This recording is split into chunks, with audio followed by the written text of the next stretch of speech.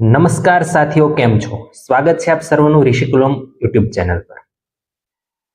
આપણે જે પ્રથમ સત્રાંત પરીક્ષા આવી રહી છે ધોરણ 9ની, એમાં વિભાગ એના વિકલ્પની પહેલા ચર્ચા કરીશું. ક્રમશઃ આઈએમપી ક્વેશ્ચન્સ જે છે વિભાગ વાઇઝ તેની આપણે ચર્ચા કરતા જઈશું. વિભાગ એના વિકલ્પની શરૂઆત કરીએ તો પ્રથમ વિકલ્પ છે ખાલી જગ્યા એ અસમય સંખ્યા છે. તો મિત્રો, અસમય સંખ્યા હોય તો એનું દશાંશ નિરૂપણ કેવું હોય? તો કે એનું દશાંશ નિરૂપણ અનંત અનાવૃત હોવું જોઈએ. કેવું હોવું જોઈએ? અનંત અનાવૃત. અથવા તો જે એવી સંખ્યા હોય કે વર્ગમૂળની અંદર જે પૂર્ણ વર્ગ નથી એવી સંખ્યા હોય, મતલબ કે વર્ગમૂળની અંદર ધારો કે 7 છે જેનું વર્ગમૂળ નીકળતું નથી, અથવા વર્ગમૂળમાં 5 છે, અથવા ઘનમૂળમાં પૂર્ણ ઘન ન હોય એવી સંખ્યા હોય, એ બધી સંખ્યાઓને આપણે અનંત અનાવૃત દશાંશ નિરૂપણ આપી શકીએ. એટલા માટે તેને આપણે અસમય સંખ્યા પણ કહી શકીએ. તો વર્ગમૂળ 225 છે એનું વર્ગમૂળ નીકળે છે કેમ કે 225 પૂર્ણ વર્ગ સંખ્યા છે. બી ઓપ્શન 0.2020020002 મતલબ કે અનંત અનાવૃત છે. તો આપણી સમજૂતી મુજબ જે સંખ્યાનું દશાંશ નિરૂપણ અનંત અનાવૃત હોય એને આપણે અસમય સંખ્યા કહીએ છીએ. તો આપણો જવાબ છે 0.2020020002. ઓપ્શન સી માં 0.1234 શાંત દશાંશ સ્વરૂપ છે, એ સમય સંખ્યા છે. એ જ રીતે ડી ઓપ્શન પણ શાંત છે એટલે એ પણ સમય સંખ્યા છે. તો અનંત અનાવૃત માત્ર એક જ ઓપ્શન છે અને એ છે ઓપ્શન બી. એટલે આપણો જવાબ આવશે ઓપ્શન બી. બીજો સવાલ જોઈએ. p of x બરાબર 9x - 5 નું શૂન્ય ખાલી જગ્યા છે, શૂન્ય શોધવાનું છે.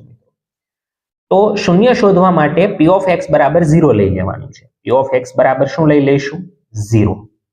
અને p of x બરાબર 0 લઈએ તો p of x ની જગ્યાએ આપણે લખી શકીએ 9x - 5, એટલે કે 9x - 5 બરાબર 0. 5 ને સામેની સાઈડ જવા દઈએ તો 9x બરાબર કેટલા થઈ જાય? 5. 9 ને છેદમાં મોકલી દઈએ માટે x બરાબર 5/9. તો આ જે છે એ આપણું શૂન્ય છે. તો આપણો જવાબ ઓપ્શન એ 5/9 આવશે.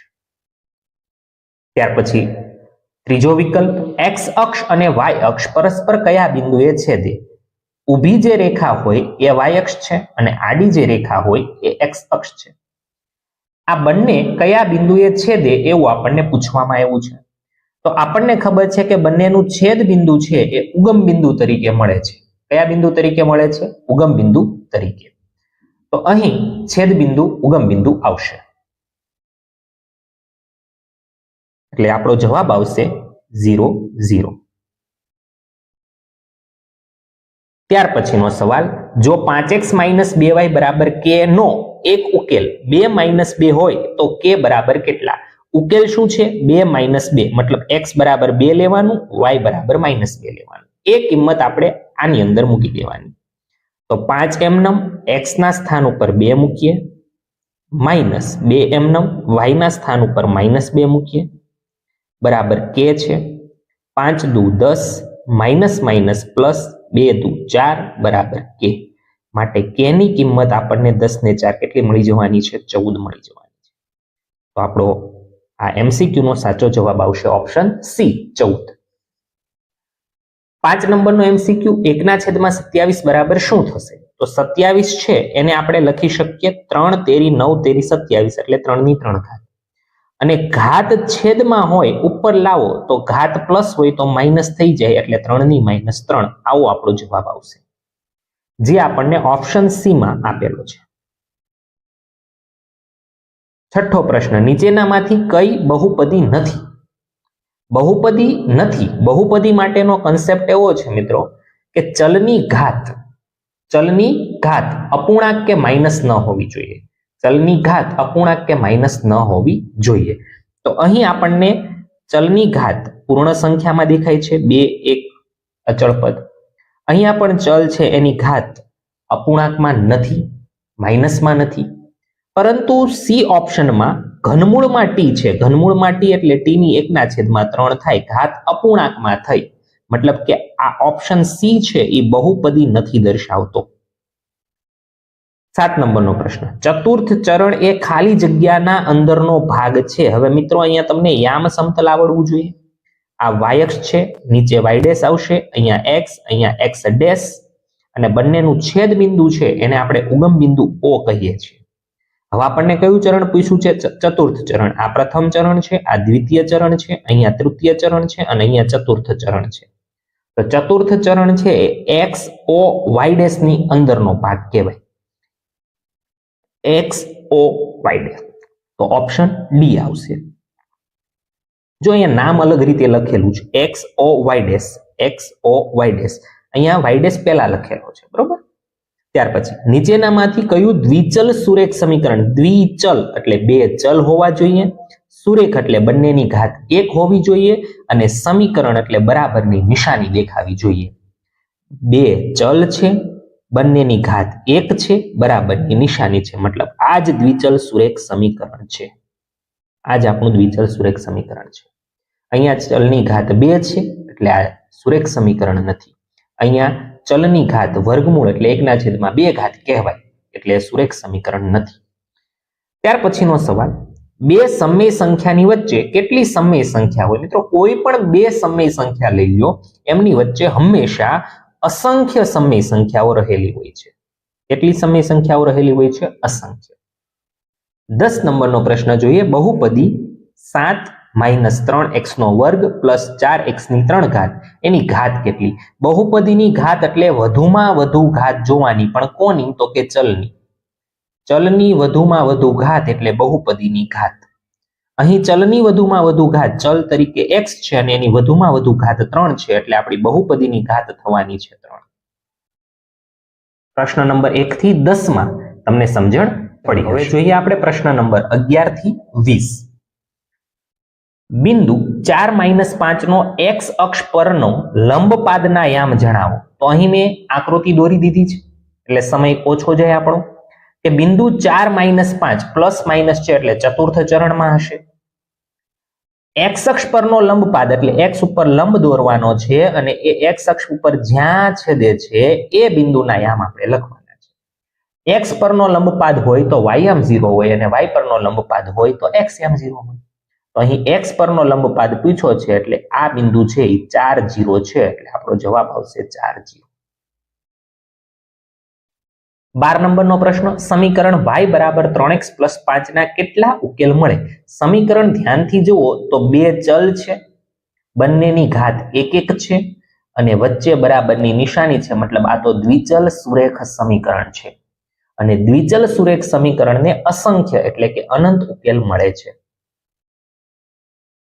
53/25 નું દશાંશ વિસ્તરણ ખાલી જગ્યા મળે. તો તમારે અહીં આવા પ્રકારના પ્રશ્નમાં છેદ હોય છે, છેદના અવયવ પાડવાના છે. તો 25 ના આપણને અવયવ મળશે 25. જો છેદના અવયવમાં માત્ર 2 અને 5 ના જ આપણને ગુણકો દેખાય, જો છેદ માત્ર 2 અને 5 ના જ ગુણકોમાં હોય તો દશાંશ વિસ્તરણ હંમેશા શાંત મળશે. કેવું મળશે? શાંત મળશે. 2 અને 5 સિવાયનું કંઈ પણ હોય તો શાંત દશાંશ નિરૂપણ મળતું નથી. છેદના અવયવ જોવાના છે, અંશના અવયવ જોવાના નથી. છેદના અવયવમાં 2 અને 5 જ હોય અવયવ તરીકે તો દશાંશ નિરૂપણ કેવું મળશે? શાંત. અહીં માત્ર 5 છે, એવું પણ બની શકે કે માત્ર 2 આવે અને 2 અને 5 બંને ભેગું આવી શકે, બરોબર? કોઈ પણ આવી શકે. બહુપદી p of x બરાબર x² - 2x ના શૂન્ય કયા છે? શૂન્ય શોધવા માટેની એકમાત્ર રીત છે કે તમને જે બહુપદી આપી છે એના બરાબર 0 ધારી લ્યો. બહુપદીની કિંમત મૂકી દો, x² - 2x બરાબર 0. અહીંથી x કોમન કાઢી લ્યો, x - 2 બરાબર 0, મતલબ x બરાબર 0 અથવા x - 2 બરાબર 0. તો અહીંથી આપણને x ની કિંમત કેટલી મળવાની છે? 2. એક કિંમત 2 મળી, બીજી કિંમત 0 મળી એટલે 0 અને 2 એ આપણો જવાબ છે. 0 અને 2 ઓપ્શન એમાં આપેલું છે. 15 નંબરનો પ્રશ્ન જોઈએ. બિંદુ P 3 - 2 કયા ચરણમાં આવેલું છે? પ્લસ માઇનસ x પ્લસ હોય અને અહીંયા y માઇનસ હોય. y કેવો હોય? માઇનસ. x આમ કેવો હોય? પ્લસ. તો એ કયું ચરણ બનશે? ચતુર્થ ચરણ બનશે એટલે કે ચોથું ચરણ બનશે. પ્રથમ પ્રશ્નમાં પણ 4 - 5 પ્લસ માઇનસ એટલે ચોથું ચરણ હતું. બસ એ જ પ્રકારનો પ્રશ્ન છે. પ્લસ માઇનસ તો માત્ર ચરણ જણાવવાનું છે. દ્વિચલ સુરેખ સમીકરણનો આલેખ જો અહીંયા આપ્યું છે કે સુરેખ સમીકરણ છે એટલે આલેખ સુરેખ મળે, રેખા મળે. શું મળશે? રેખા મળશે. નીચેનામાંથી કયું અસત્ય છે, મતલબ સાચું નથી? તો એના માટે તમને સંખ્યા વિશે ખબર હોવી જોઈએ. દરેક પ્રાકૃતિક સંખ્યા હોય છે એને આપણે પૂર્ણ સંખ્યા કહીએ છીએ. પ્રાકૃતિક અને પૂર્ણ બંનેને પૂર્ણાંક કહેવાય છે. પ્રાકૃતિક, પૂર્ણ અને પૂર્ણાંક આ બધું સમય સંખ્યામાં આવે અને આ બધું ભેગું થાય એટલે વાસ્તવિક સંખ્યા બને. વાસ્તવિકમાં સાથે સાથે અસમય પણ એડ થાય. રેડી? તો દરેક પ્રાકૃતિક પૂર્ણ છે, હા. દરેક પ્રાકૃતિક પૂર્ણાંક છે તો પણ સાચો જવાબ. દરેક પ્રાકૃતિક સંખ્યા સમય છે, સાચો જવાબ. પણ રિવર્સ ગેરમાં ગાડી ચલાવો, દરેક સમય સંખ્યા પૂર્ણાંક છે, દરેક સમય સંખ્યા પૂર્ણ છે તો ખોટો જવાબ. દરેક પૂર્ણાંક સંખ્યા સમય છે, પૂર્ણાંક સમય છે એટલે આ બાજુ ગયા તો સાચું. પ્રાકૃતિક સંખ્યા પૂર્ણાંક છે, પ્રાકૃતિક સંખ્યા પૂર્ણાંક છે, આ બાજુ ગયા તો સાચું. સમય સંખ્યા પૂર્ણાંક છે, સમય પૂર્ણાંક છે, રિવર્સ ગેરમાં ગયા, રિવર્સ ગેરમાં જાવ એટલે ખોટું. એટલે આ અસત્ય છે એટલે આપણો સાચો જવાબ ઓપ્શન સી છે. 18 નંબર સૂત્ર છે સીધું ચેપ્ટર 2 નું. એનો ઘન પ્લસ બીનો ઘન એનું વિસ્તરણ શું થશે? તો જ્યારે પણ પ્લસ વાળું છે તો પહેલા કાઉન્સમાં પ્લસ અને બીજામાં માઇનસ વચ્ચેનું પદ આવશે. તો આનું વિસ્તરણ થશે a પ્લસ બી, બીજા કાઉન્સમાં એનો સ્ક્વેર માઇનસ ab પ્લસ બી સ્ક્વેર. આ પ્રકારનો ઓપ્શન આપ્યો હોય તો એ સાચો જવાબ છે. આ કોનું વિસ્તરણ છે? એનો ઘન પ્લસ બીનો ઘન. એનો ઘન માઇનસ બીનો ઘન એનું વિસ્તરણ પૂછાય તો a માઇનસ બી, બીજા કાઉન્સમાં એનો વર્ગ પ્લસ ab પ્લસ બીનો વર્ગ આવું આવશે. બંને સૂત્ર યાદ રાખવા.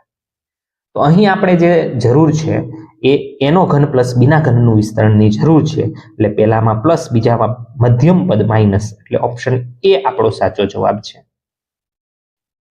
19 નંબર એક્સ અક્ષ પરનું બિંદુ હોય તો એના યામ કયા સ્વરૂપે જોવા મળે? એક્સ અક્ષ પરનું બિંદુ છે એટલે y યામ 0 હોય. એક્સ અક્ષ પરનું બિંદુ છે એટલે y યામ 0 હોય, y યામ 0 હોય, y યામ 0 હોય, બે જગ્યાએ છે. પણ આ તો ઉગમ બિંદુના યામ છે. આપણે એક્સ અક્ષ પરનું બિંદુ લેવું છે એટલે એનો સ્વરૂપ આવશે x0. સમીકરણ x - y બરાબર 2 માટે કયો એક ઉકેલ શક્ય છે? અહીં આપણને જુદા જુદા ઉકેલો આપેલા છે. x ની જગ્યાએ આપણે કિંમતો મૂકવાની. પહેલી કિંમત છે x ની હોય છે, બીજી કિંમત y ની હોય છે. વારાફરતી કિંમત મૂકો, જેના માટે જવાબ 2 આવે એ સાચું. ધારો કે આપણે ઓપ્શન એ મૂકીએ, x ની જગ્યાએ 4, y ની જગ્યાએ 2, 4 માંથી 2 જાય તો 2. ઓકે, આ કિંમત શક્ય છે. એકાદ ઓપ્શન હજી મૂકીને ચેક કરી જોઈએ. x ની જગ્યાએ -2 મૂકીએ, માઇનસના માઇનસ, y ના સ્થાને 0 મૂકીએ. -2 - 0 એટલે -2 આવે, પણ આપણે તો લાવવાનું હતું 2, મતલબ આ ઓપ્શન ન ચાલે. ઉકેલ શક્ય, આવડો ઉકેલ શક્ય નથી. 0 મૂકીએ, માઇનસ y ની કિંમત કેટલી છે? -2. તો 0 + 2 એટલે આ તો 2 થયું. છેલ્લો ઓપ્શન x ના સ્થાને 2 મૂકીએ, y ના સ્થાને 0 મૂકીએ, 2 માંથી 0 જાય તો 2. ઓકે, તો અહીંયા 3 જગ્યાએ ઉકેલ શક્ય છે. એટલે આપણે અહીંયા ઓપ્શન એવો લખશું કે સમીકરણ x - y બરાબર 2 માટે કયો એક ઉકેલ શક્ય નથી? સવાલમાં આવું કરી દઈશું, શક્ય નથી. તો શક્ય નથીમાં શું આવશે? Option B. બાકી આ ત્રણેય તો શક્ય છે. જો ચેક કર્યું એટલે આપણને સવાલમાં જે મિસ્ટેક છે ખબર પડી. શક્ય નથી એવો સવાલ આપણે બનાવી દેવાનો છે.